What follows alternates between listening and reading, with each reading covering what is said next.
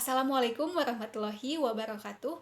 Perkenalkan, nama saya Wulan, NPM 1001021818049 dari kelas B Hukum Perbankan Syariah.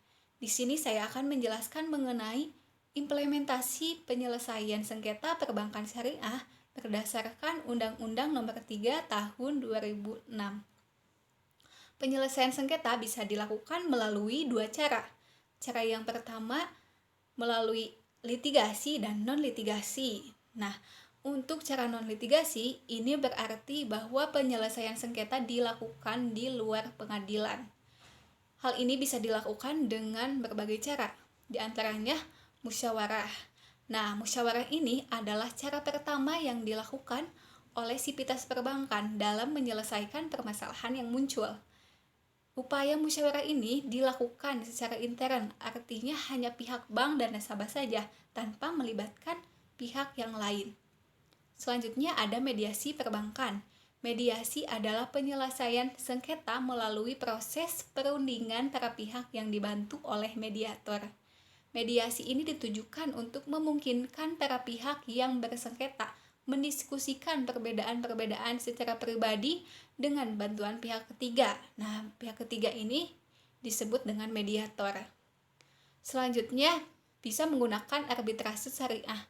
Arbitrase dalam istilah Islam disebut dengan tahkim yang berasal dari kata hakama. Secara etimologi berarti menjadikan seseorang sebagai pencegah suatu sengketa.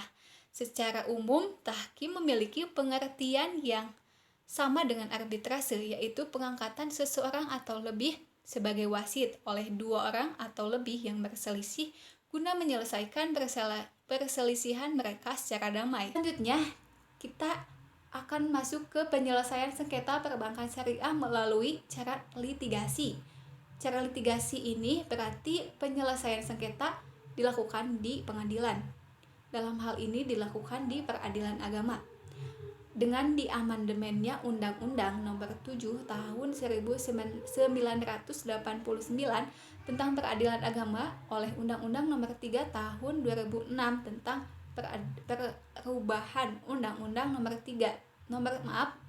tentang perubahan Undang-Undang Nomor 7 Tahun 1989 tentang peradilan agama, maka mengenai siapa yang berwenang untuk menyelesaikan sengketa perbankan sudah terjawab.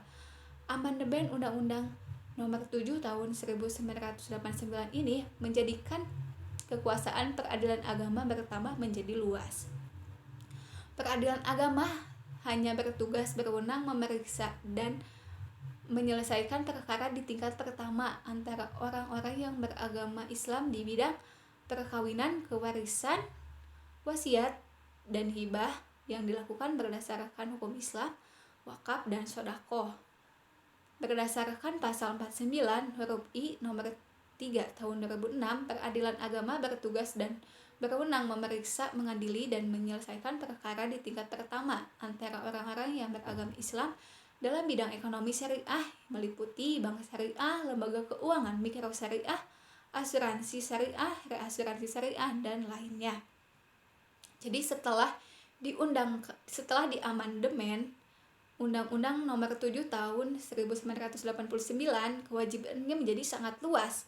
Bukan hanya nikah, cerai, talak, rujuk saja, tetapi meliputi yang sudah tadi disebutkan, meliputi bank syariah, lembaga keuangan mikro syariah, asuransi syariah, reasuransi syariah, dan lainnya. Selanjutnya, kita akan mengetahui apa saja sih keunggulan peradilan agama. Yang pertama, pengadilan agama memiliki sumber daya manusia yang sudah memahami permasalahan syariah. Jadi, hal ini menjadi memudahkan penyelesaian sengketa di perbankan syariah. Yang kedua, kendati pun rancangan undang-undang tentang ekonomi syariah belum disahkan, namun pengadilan agama mempunyai hukum material yang cukup established. Yang ketiga, keberadaan kantor peradilan agama hampir meliputi semua kabupaten dan kota madya di wilayah Indonesia, dan sebagian peradilan agama telah mengaplikasikan teknologi informasi dengan internet maka pengadilan agama dalam hal ini mempunyai keunggulan dalam akses pelayanan. Selanjutnya, setelah kita mengetahui keunggulan, maka kita akan membahas kembali mengenai kelemahan peradilan agama. Kelemahan peradilan agama yang pertama, belum ada regulasi atau aturan perundang-undangan yang mengatur tentang ekonomi syariah. Yang kedua, aparat peradilan agama yang sebagian besar mempunyai background disiplin ilmu dan hukum kurang memahami aktivitas ekonomi, baik yang bersifat mikro maupun makro. Yang ketiga, pencitraan inferior terhadap peradilan agama yang dipandang hanya bersifat menangani masalah nikah, cerai, talak, rujuk yang sudah tadi saya sebutkan itu sulit dihapus. Jadi menjadikan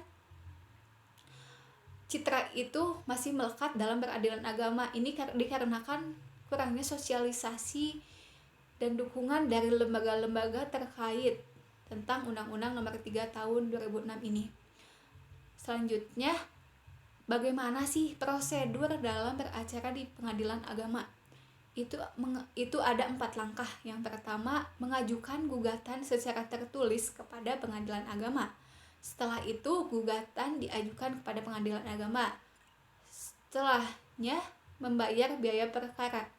Dan yang terakhir, penggugat dan tergugat atau kuasanya menghadiri sidang pemeriksaan berdasarkan pengadilan agama.